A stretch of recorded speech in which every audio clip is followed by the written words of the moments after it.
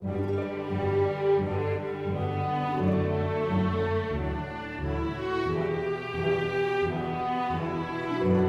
Morning student, my name is Shivam Singh Rathore and you are watching science classes. तो welcome है आप सभी का फिर से आज की साइंस की क्लास में।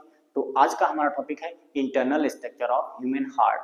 बच्चों, मैं आपको पढ़ा रहा था ह्यूमन फिजियोलॉजी। ह्यूमन फिजियोलॉजी में मैंने पहला टॉपिक पढ़ाया था आपको digestive system, and second topic था हमारा respiratory system, and third topic है हमारा ब्लड सर्कुलेटरी सिस्टम।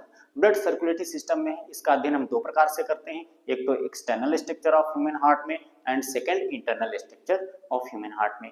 तो एक्सटर्नल स्ट्रक्चर का वीडियो मैंने अभी हाल ही में अपलोड किया है। जिन बच्चों ने वो वीडियो नहीं देखा है तो उसका लिंक मैं आज के इस वीडियो के डिस्क्रिप्शन में दे दूंगा, तो वो बच्चे देख सकते हैं।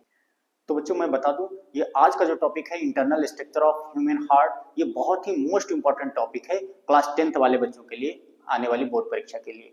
इससे related objective type questions and short questions, इससे रिलेटेड लॉन्ग क्वेश्चन भी आता है बोर्ड परीक्षा में। वैसे तो ये बीएससी सेकेंड ईयर वाले बच्चों के लिए भी इंपॉर्टेंट है, लेकिन क्लास 10th वाले बच्चों के लिए बहुत ज्यादा इंपॉर्टेंट है आने वाली बोर्ड परीक्षा के लिए। अब हम शुरू करते हैं अपना आज का टॉपिक। तो इसमें मैंने इसमें बहुत से नाम मेंशन नहीं किए हैं, क्योंकि वो नाम मैंने एक्सटर्नल स्ट्रक्चर में मेंशन कर दिए थे, और अगर सभी नाम में डालता इसमें तो बहुत ज़्यादा ही चार्ट बड़ा हो जाता इसका। तो आपको अगर बोर्ड परीक्षा में बनाना है ये इंटरनल स्ट्रक्चर, तो इसमें आपको सभी नाम डालने हैं जो कि एक्सटर्नल स्ट्रक्चर में भी पढ़े हैं और इंटरनल में भी पढ़े हैं। तो आइए शुरू करते हैं।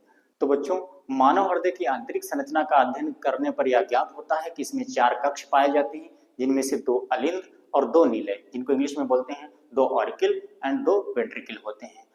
Right auricle and right ventricle के बीच में एक बॉल्व होता है, that is called tricuspid valve. उसी प्रकार left auricle and left ventricle के बीच में एक बॉल्व होता है, that is called bicuspid valve. Right auricle में फोसा ओवैलिस के अतिरिक्त एक अन्य छिद्र पाया जाता है जिसको कोरोनरी साइनस बोलते हैं, जिसका प्रमुख कार्य होता है कि हृदय पेशियां यानी कार्डियक मसल्स से इम्प्योर ब्लड लेकर के राइट ऑरिकल में आती हैं। पल्मोनरी आर्टरी पर सेमिल्यूनर बॉल पाए जाते हैं। ठीक उसी प्रकार से कार्टिकोसिस्टमेटिक आर्टा पर भी सेमिल्यूनर बॉल पाए जाते हैं, जो केवल एक ही दिशा में खुलते हैं।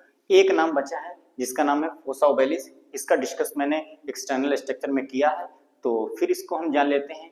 ये फोसा ओवैलिस ये भ्रूणावस्था में भ्रूण को यानी बच्चे को ऑक्सीजन प्रोवाइड कराने का कार्य करता है, क्योंकि उस समय लंग्स जो हैं वो सक्रिय नहीं होते हैं। अब हम बात करते हैं फिजियोलॉजी ऑफ हार्ट, हृदय की क्रियाविधि के बारे में। तो सर्वप्रथम सुपीरियर वेना कावा से शरीर के ऊपरी भागों से और इंफीरियर वेना कावा से शरीर के निचले भागों से इम्प्योर ब्लड राइट ऑरिकल में पहुंचता है। तो राइट ऑरिकल जब ब्लड से भर जाता है तो इसका ट्राइकस्पिड वाल्व खुल जाता है, जिससे कि ब्लड राइट वेंट्रिकल में आ जाता है। राइट वेंट्रिकल से लंग्स में चला जाता है शुद्ध होने के लिए। वहां पर जो है रेस्पिरेशन की प्रक्रिया होती है, जिसके फलस्वरूप जो ब्लड है HbO2 के साथ संयोग करके प्योर ब्लड बनाती है, और जिससे कि शुद्ध रुधिर जो है प्योर ब्लड पल्मोनरी वेन के माध्यम से लेफ्ट ऑरिकल में आ जाता है। लेफ्ट ऑरिकल जब ब्लड से भर जाता है तो इसका बाइकस्पिड वाल्व खुल जाता है, जिससे प्योर ब्लड लेफ्ट वेंट्रिकल में आ जाता है। लेफ्ट वेंट्रिकल से कार्टिकोसिस्टमेटिक आर्टा से असेंडिंग आर्टा से शरीर के ऊपरी भागों में शुद्ध रुधिर एंड डिसेंडिंग आर्टा से शरीर के निचले भागों से शुद्ध रुधिर पहुंच जाता है, और यहीं पर ब्लड सर्कुलेशन की प्रक्रिया पूरी होती है। तो बच्चों, अब हम जान लेते हैं कि क्या होता है ब्लड प्रेशर। ब्लड प्रेशर के बारे में भी थोड़ा हम जान लेते हैं।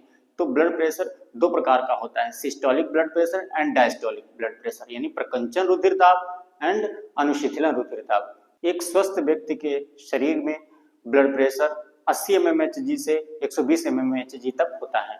रुधिर दाब को मापने के लिए एक यंत्र प्रयोग किया जाता है, दैट इज कॉल्ड स्फेग्नोमैनोमीटर। तो 1 नंबर में बोर्ड परीक्षा में आता है क्लास 10th वाले बच्चों, ध्यान दें। 1 नंबर का क्वेश्चन आता है कि रुधिर दाब मापने का यंत्र कौन सा है, तो उसमें सही जवाब होगा आपका स्फेग्नोमैनोमीटर। तो उम्मीद करता हूं आज की वीडियो आपको अच्छे से समझ में आई होगी। फिर मिलते हैं एक नई वीडियो के साथ, तब तक के लिए have a good day. Thanks for watching science classes.